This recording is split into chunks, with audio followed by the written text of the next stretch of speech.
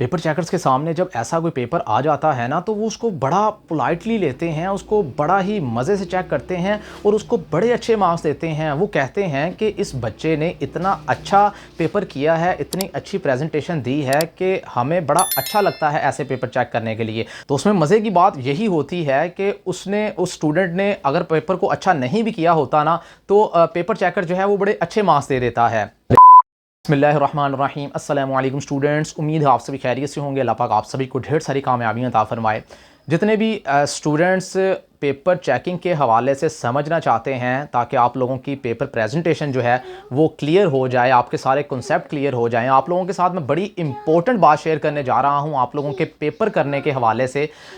अगर आप इसको फॉलो करते हैं तो इंशाअल्लाह अज़ीज़ आप लोगों के बड़े अच्छे मार्क्स आएंगे। आप लोग अच्छा पेपर नहीं भी करके आएंगे ना, तो पेपर चेकर के ऊपर इतना अच्छा इंप्रेशन पड़ेगा कि वो आप लोगों को डेफिनेटली आप लोगों को मार्क्स देगा।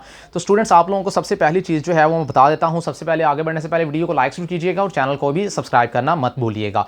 अच्छा, तो स्टूडेंट्स आप लोगों को मैं बताता चलूं कि जब आप लोग पेपर करते हैं ना, तो उसमें एक चीज़ का ख्याल रखा करें कि स्टूडेंट्स क्या करते हैं कि जब पेपर करते हैं उनके सामने आंसर शीट आती है। सबसे पहले आप लोगों को पता है कि आंसर शीट आती है, हमेशा से नहीं लेकिन ज़्यादातर आंसर शीट ही आती है, क्वेश्चन पेपर बाद में दिया जाता है।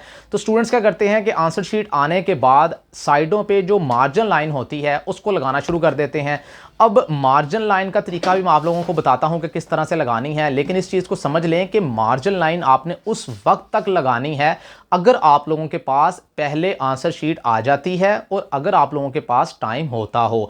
अदरवाइज आप लोगों ने आंसर शीट के ऊपर मार्जिन लाइन नहीं लगानी। आप लोगों ने करना ऐसा है कि जैसे ही आंसर शीट आएगी आप लोगों ने सबसे पहले ऊपर अपना नाम, रोल नंबर, डेट, पेपर का नाम, ये जो चीज़ें होती हैं ये इंपॉर्टेंट चीज़ें होती हैं, इनके बगैर आप लोगों का पेपर जो है ना वो ज़ाया है। तो इनको आप लोगों ने सबसे पहले लाजमी लिख लेना है। जब आप लिख लेंगे, अगर आप लोगों के पास क्वेश्चन पेपर नहीं आया होगा, टाइम अवेलेबल होगा, फिर आप लोगों ने मार्जिन लाइन लगा लेनी है। अदरवाइज आप लोगों ने अपना पेपर स्टार्ट किस तरह से करना है, आप लोगों ने मार्जिन लाइन वाली जो जगह है ना उसको आप लोगों ने साइडों से फोल्ड कर लेना है, थोड़ा थोड़ा फोल्ड कर लेना है, ½ इंच या फिर 1 इंच। तो इसको जब आप फोल्ड कर लेंगे तो ये आप लोगों के पास एक निशान बन जाएगा कि हमने इसके अंदर अंदर पेपर अटेम्प्ट करना है।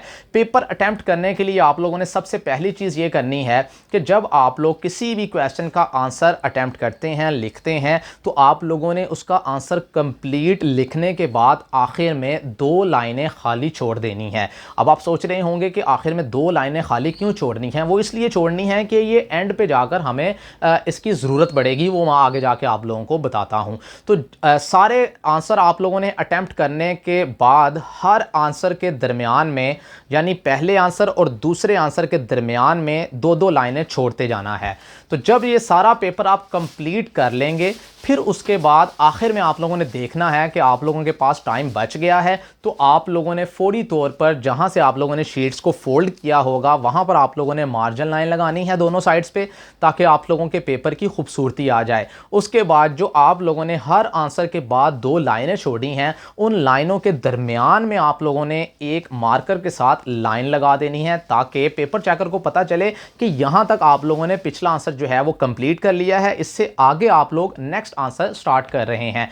हमेशा आप लोगों ने जब भी आंसर लिखना है उसका क्वेश्चन नहीं लिखना, जस्ट आप लोगों ने क्वेश्चन नंबर लिखना है, यानी क्वेश्चन नंबर 1 और उसका पार्ट कौन सा है वो आपने लिखना है, part number A, B, C जो भी होगा। तो उसके बाद आप लोगों ने उसका आंसर जो है वो लिख लेना है। ये चीज़ें इंपॉर्टेंट है। तो इससे आप लोगों के पेपर की बड़ी अच्छी प्रेजेंटेशन होती है। जो पेपर चेकर होता है उसको पता चलता है कि बच्चे ने बड़ी खूबसूरती से पेपर किया है, इसका मतलब है इसको पता है कि पेपर किस तरह से करते हैं और उसने डेफिनेटली पेपर बड़े अच्छे से किया होगा। जब पेपर चेकर के सामने इस तरह की कोई चीज़ आती है तो उसका पूरा फोकस जो है ना वो आप लोगों का जो प्रेजेंटेशन होती है, पेपर की खूबसूरती होती है, उसके ऊपर जाता है। तो वो बड़ा खुश होता है पेपर चेक करने में। तो वो आप लोगों का पेपर अच्छा नहीं भी हुआ होगा फिर भी आप लोगों को बड़े अच्छे मार्क्स देता है। तो आप लोगों ने इस चीज़ को फॉलो करना है। इंशाल्लाह मज़ीद आप लोगों के साथ चीज़ें जो हैं वो शेयर करते चलेंगे। और भी इस तरह की वीडियोज़ अवेलेबल हैं हमारे चैनल पर, आप लोग ज़रूर देखिएगा, आपको बड़ा फ़ायदा होगा उससे।